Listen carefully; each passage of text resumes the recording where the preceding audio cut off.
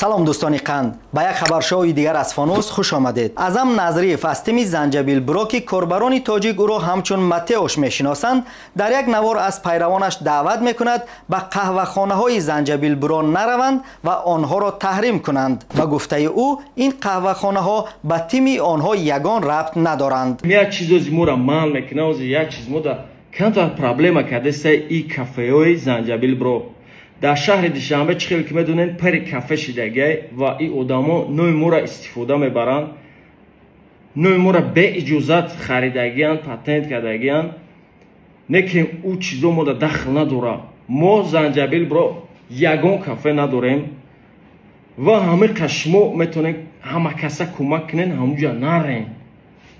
پروست نه نوجا همو آدم بفهمه که دزدی این چیزی خوب نیست برادران. در شهر دوشنبه قهوه‌خانه هایی که نام زنجبیل برو دارند کم نیستند و حتی نشانواره آنها عیناً همان است که به گروه طنزآفران متعلق است. اما از قول متئوش برمی آید که در این قهوه‌خانه ها نه زنجبیل است و نه برو. در تاجیکستان موضوع حقوق مؤلفی را با دعوت برای تحریم کردن حل کردن می‌خواهند. در امریکا توسط قانون وزارت مدافع امریکا در نوار رونمایی از پهپادهای جدید سرود انتر سندمن از گروه متالیکا را گذاشته بود. بعداً معلوم شده که پنتاگون این ترانه را بدون اجازه نشر کرده است.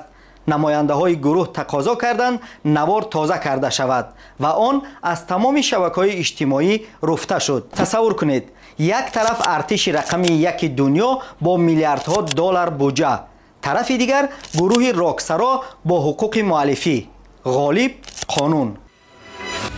از امریکا دور نرفته یک بار سراغ دونالد ترامپ را هم بگیریم. رئیس جمهور امریکا بالاخره کار مهمتر از نجات سیاره پیدا کرده است.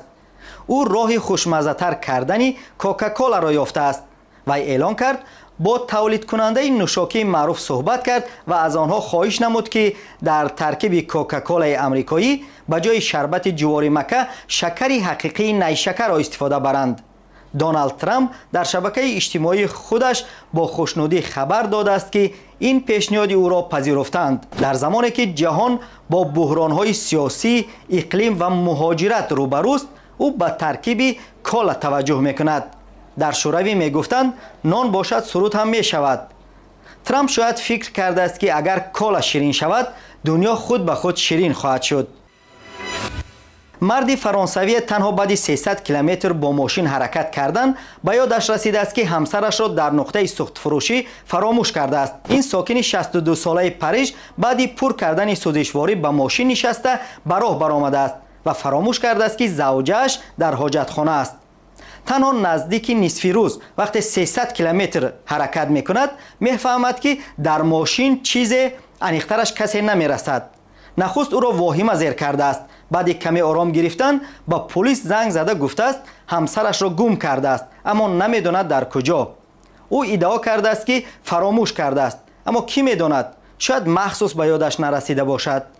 به نظر من این مرد به دریافت جایزه شاور سال می ارزد. شما چی فکر دارید؟ سپاس که تا اینجا همراه ما بودید. نظر و اندیشه و ارائه‌هایتان را بنویسید. فانوس را به دوستان خوبتان توصیه بدهید. در تلگرام هم ما را پیگیری کنید. پیوند آن را در توضیحات این نوار گذاشته ایم. تا بازدید و خداوند نگهبانتان. خیر.